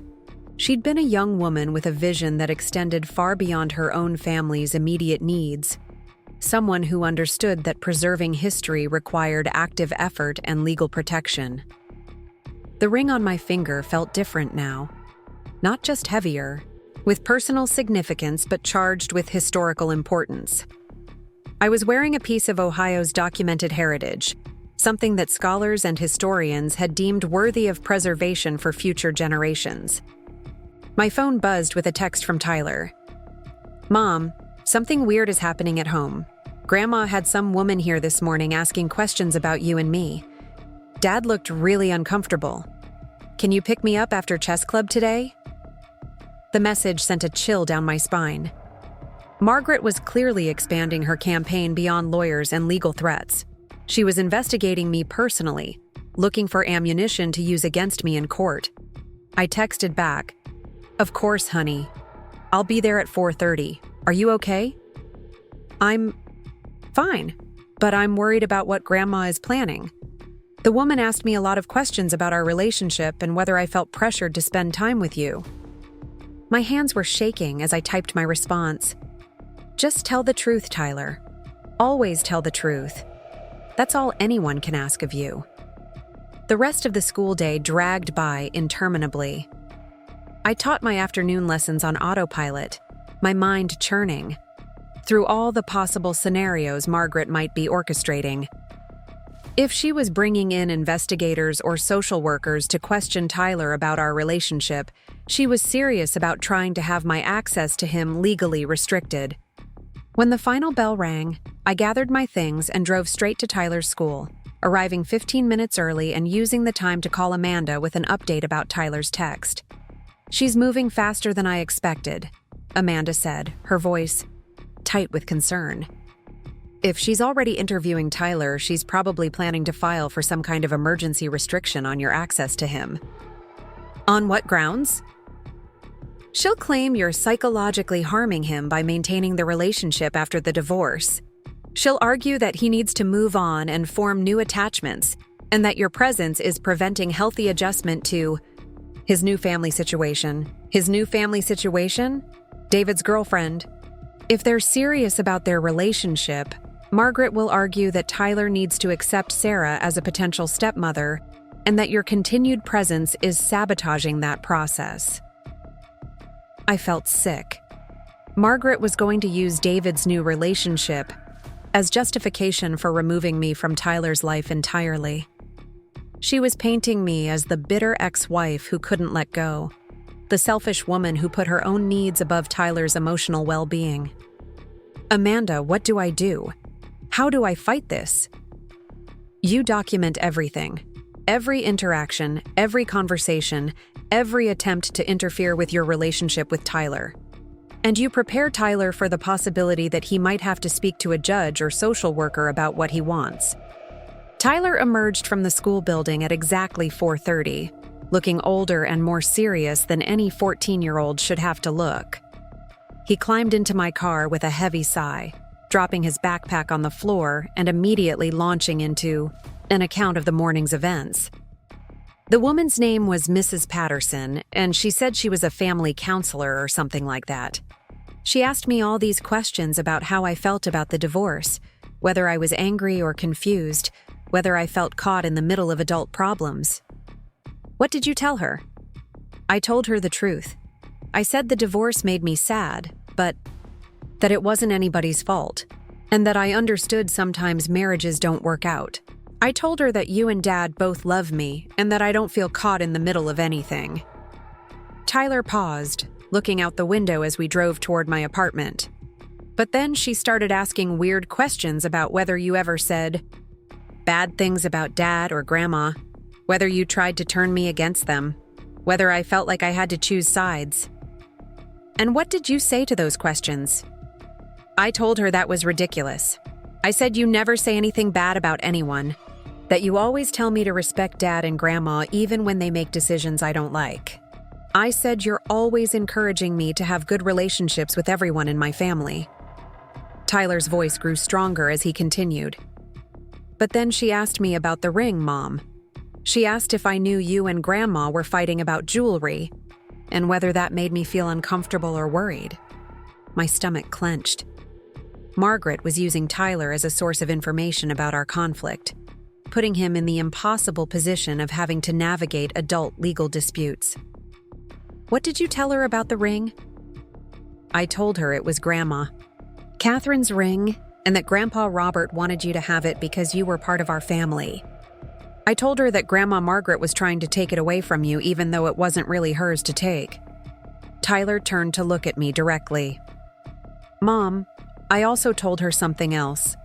I told her that if anyone tried to stop me from seeing you, I would fight it. I told her that you're my mom, and that nothing anyone says or does will change that."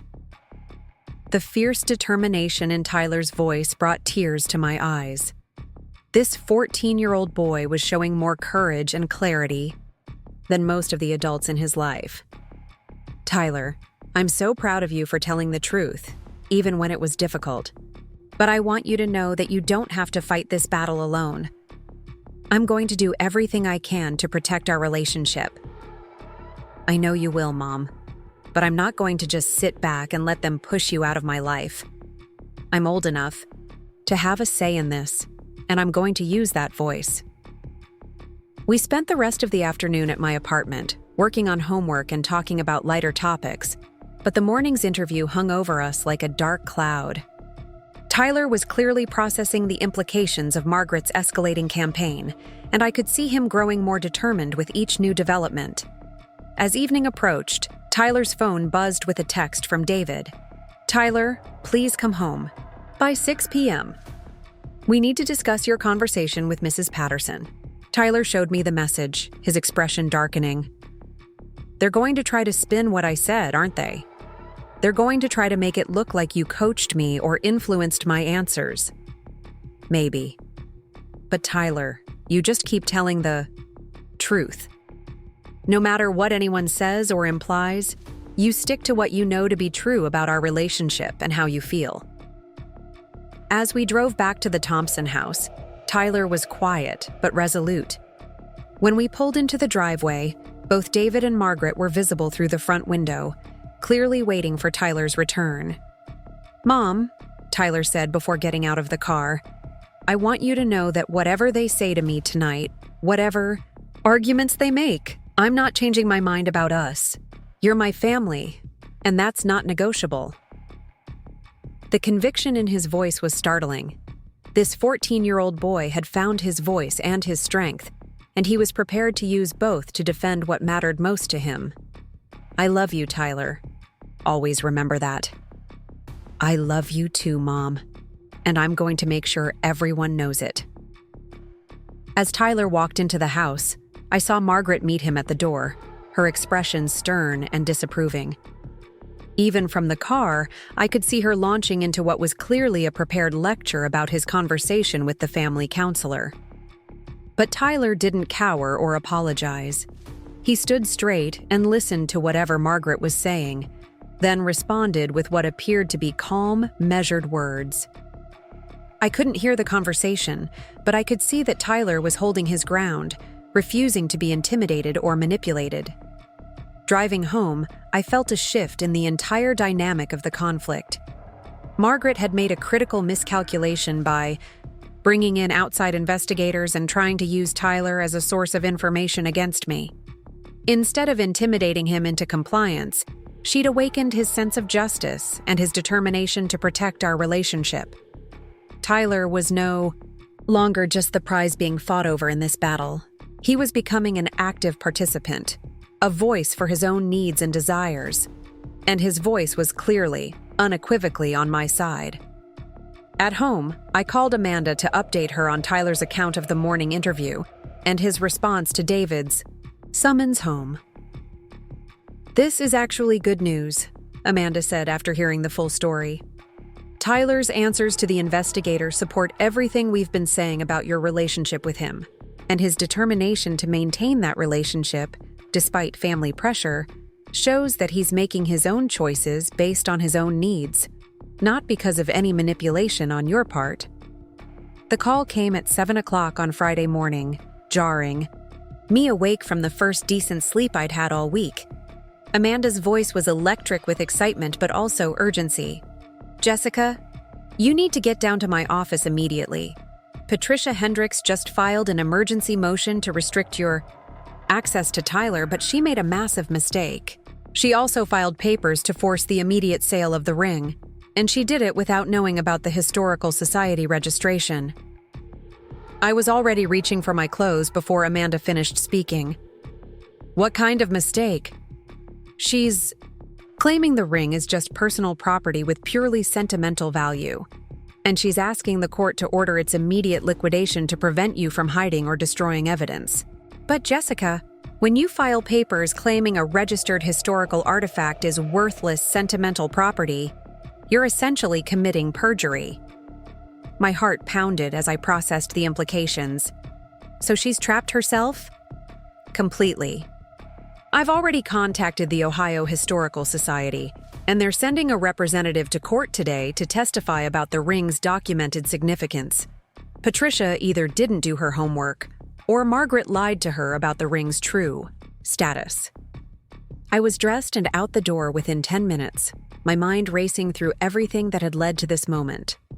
As I drove through the empty streets of Riverside toward Amanda's office in downtown Cleveland, I couldn't help but think about Margaret Thompson and her vision for preserving family history. Somehow, from beyond the grave, she was still protecting her legacy.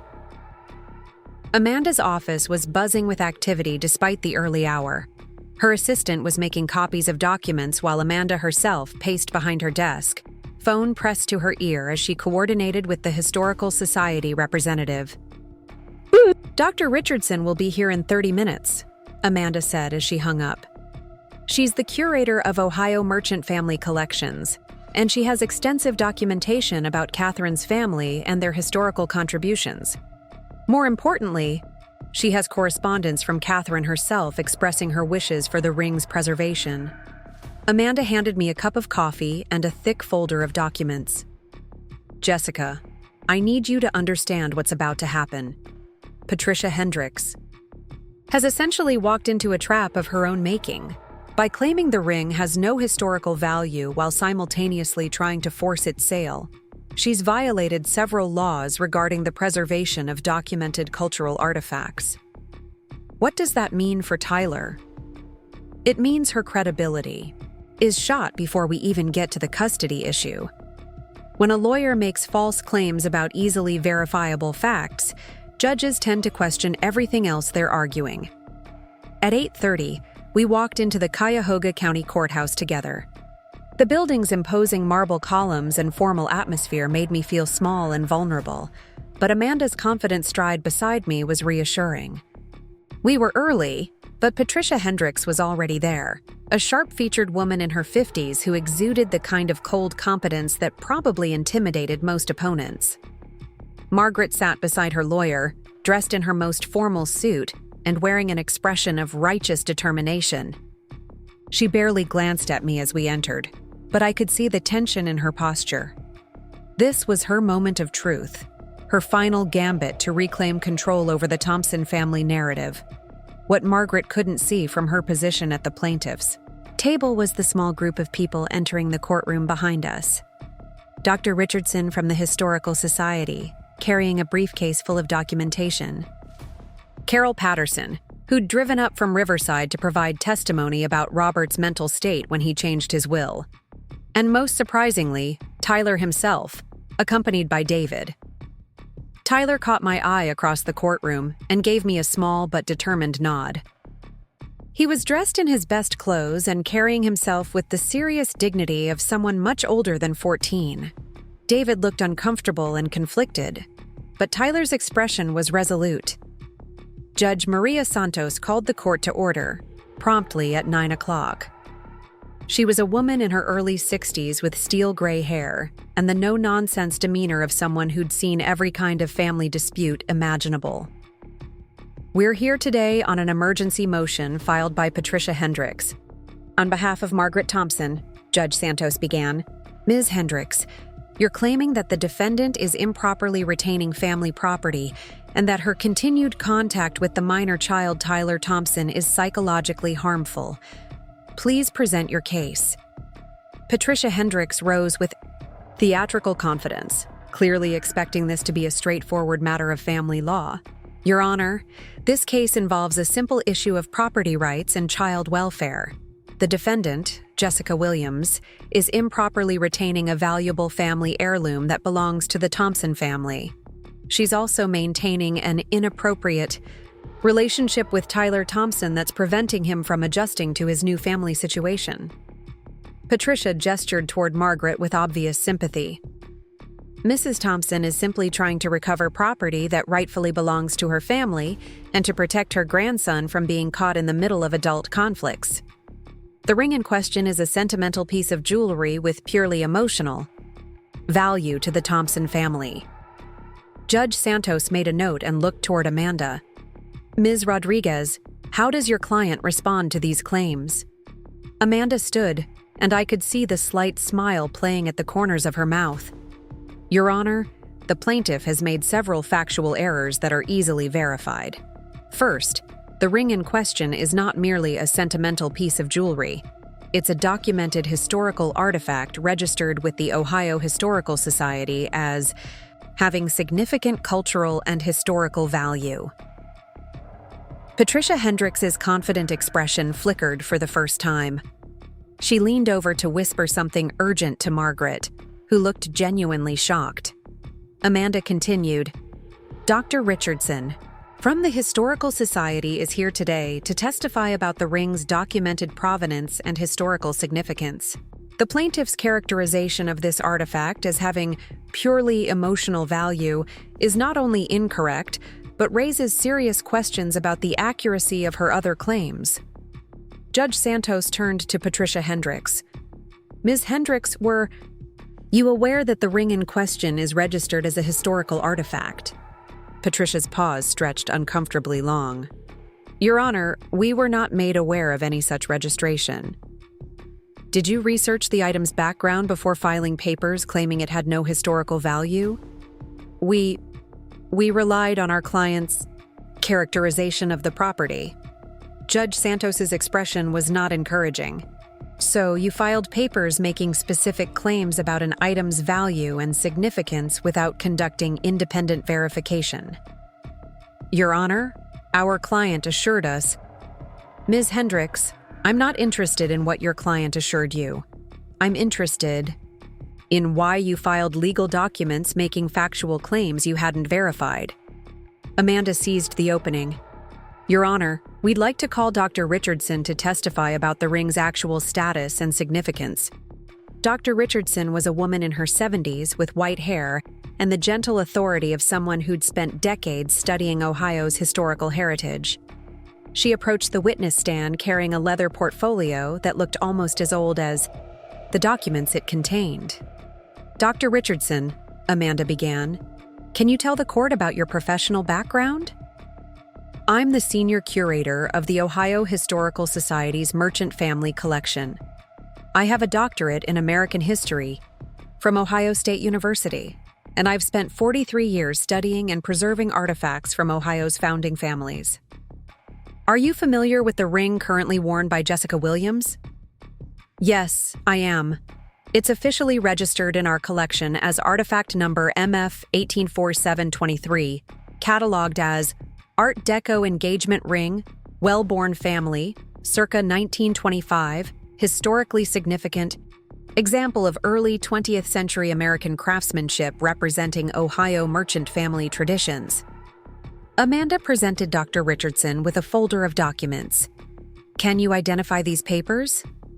"These are the original registration documents filed by Catherine Wellborn Thompson in 1943, along with correspondence expressing her wishes that the ring be preserved as a historical artifact representing her family's contributions to Ohio's early development." Judge Santos leaned forward with obvious interest. "Dr. Richardson, what is the significance of this registration?" "Your Honor, when historical artifacts are formally registered with our society, they gain protection under state cultural preservation laws. It becomes illegal to destroy, alter, or dispose of them without proper documentation and approval from the appropriate historical authorities." The courtroom was absolutely silent as the implications sank in. Margaret's face had gone pale, and Patricia Hendricks was frantically shuffling through her papers as if she could somehow find a way to undo her earlier claims. Amanda pressed her advantage. "Dr. Richardson, what would happen if someone tried to force the sale of this registered artifact?" "It would be a violation of Ohio's Cultural Heritage Protection Act. The artifact would have to be offered first to accredited museums or historical societies, and any sale would require documentation, ensuring the item's historical significance would be preserved and maintained." Judge Santos turned to Patricia Hendricks. "Ms. Hendricks, are you still requesting that the court order the immediate sale of this item?" Patricia looked like she wanted to disappear into the floor. "Your Honor, in light of this new information, we would like to withdraw that portion of our motion." "Motion noted. However, I'm concerned about the accuracy of your initial filings. You claimed this item had no historical value and requested its immediate liquidation. Those are serious misrepresentations to the court." Amanda wasn't finished. "Your Honor, we'd also like to address the custody portion of the plaintiff's motion. We have evidence that Mrs. Thompson has been actively interfering with Tyler Thompson's relationship with Jessica Williams. despite Tyler's clearly expressed wishes to maintain that relationship. I'll hear testimony on that issue, but first, I'd like to hear from Tyler Thompson himself. Young man, would you approach the bench? Tyler stood up from his seat beside David, and I watched with a mixture of pride and anxiety as he walked to the front of the courtroom. At 14, he was tall enough to look almost adult-like in his formal clothes, but his youth was still evident in the slight nervousness of his movements. Judge Santos's demeanor softened as she addressed Tyler directly. Tyler, I understand there's been some conflict about your relationship with Ms. Williams. Can you tell me, in your own words, how you feel about that relationship? Tyler's voice was clear and strong as he answered, Your Honor, Jessica has been my mom for 6 years. She's been there for every important moment in my life since I was 8 years old. She helps me with homework, comes to my school events, and listens to me when I have problems. The divorce didn't change how much I love her or how much I need her in my life. Has Ms. Williams ever said anything negative about your father or grandmother? No, Your Honor. She always tells me to respect them, even when I disagree with their decisions. She's never tried to turn me against anyone in my family. Tyler, your grandmother is concerned that maintaining this relationship might be confusing for you or prevent you from accepting new people in your life. How do you respond to that concern? Tyler straightened his shoulders, and for a moment he looked exactly like the man he would become. Your Honor, I'm 14 years old. I'm not confused about who the important people in my life are or what my relationships mean to me. Having Jessica as my mom doesn't prevent me from having good relationships with other people. It just means I have more people who love me, and I don't understand why anyone would think that's a bad thing. Judge Santos nodded thoughtfully. Is there anything else you'd like the court to know about this situation? Yes, Your Honor. I want the court to know that the ring Jessica is wearing belonged to my biological grandmother, Catherine. She wanted it to stay in our family and represent love and commitment for future generations. My grandfather, Robert, gave it to Jessica because he knew she would honor my grandmother, Catherine's wishes. My grandmother, Margaret, is trying to sell it for money, which goes against everything my biological grandmother wanted. The courtroom was completely quiet as Tyler returned to his seat. His testimony had been devastating to Margaret's case, delivered with the kind of moral clarity that only comes from genuine conviction. Amanda called Carol Patterson next, who testified about Robert's mental state when he changed his will and about Margaret's financial difficulties. Carol's testimony established that Robert had been fully competent when he made his decisions, and that Margaret's primary motivation was financial rather than sentimental.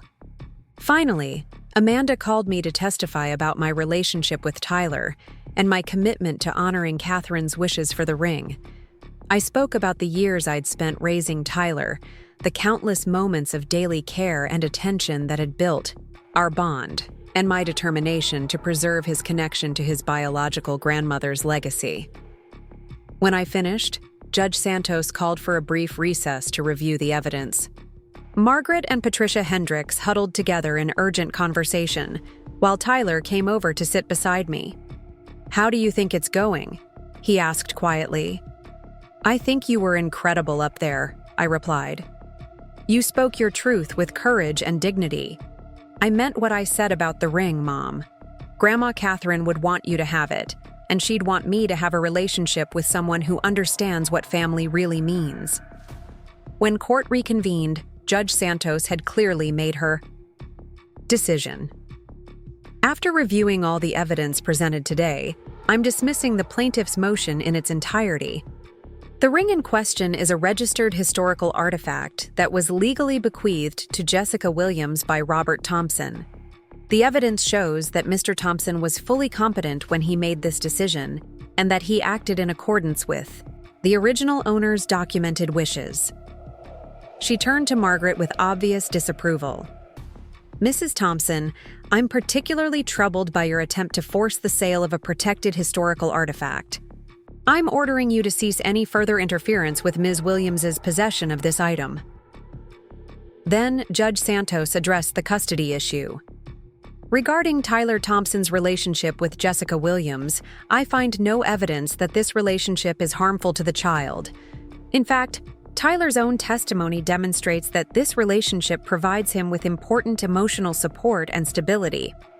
Mrs. Thompson, any further attempts to interfere with this relationship will be viewed as contrary to Tyler's best interests. As the judge dismissed the court, Margaret sat frozen in her chair, staring at the table in front of her. Her grand plan had not just failed, it had backfired spectacularly. She'd lost all credibility with the court, exposed her financial desperation, and strengthened my legal position immeasurably. Patricia Hendricks was already packing her briefcase, clearly eager to distance herself from the debacle.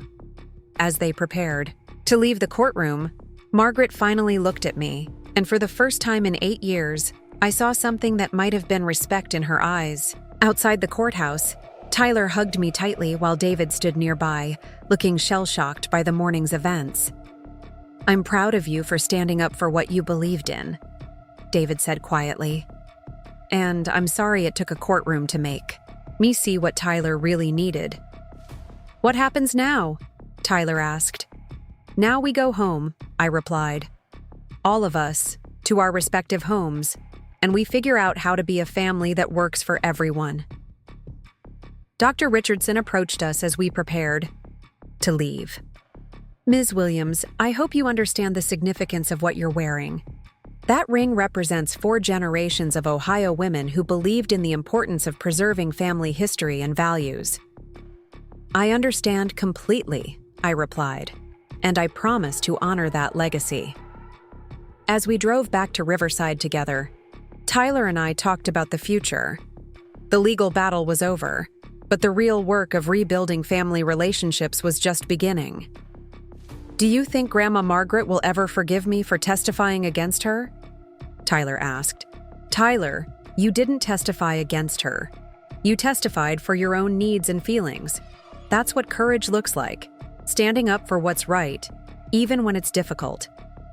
The ring caught the afternoon sunlight as I reached over to squeeze Tyler's hand. Catherine's ring, preserved now not just as a symbol of love, but as a protected piece of Ohio's cultural heritage. 4 generations of Thompson women had worn this ring, each adding their own chapter to its story. Now it was my turn to write the next chapter, not just as Tyler's mother, but as the guardian of a legacy that extended far beyond our immediate family. The ring would stay with me, protected by law and defended by the truth, ready to be passed on to future generations who would understand its significance. Margaret had tried to erase me from the Thompson family story, but instead she'd helped establish my permanent place in it. Tyler and I were family, now and always, protected by the court and bound by love that no legal document could diminish. The battle was over, and we had won completely. But more importantly, we had preserved what mattered most: love, truth, and the courage to stand up for both. Up next, you've got 2 more standout stories right on your screen. If this one hit the mark, you won't want to pass these up. Just click and check them out.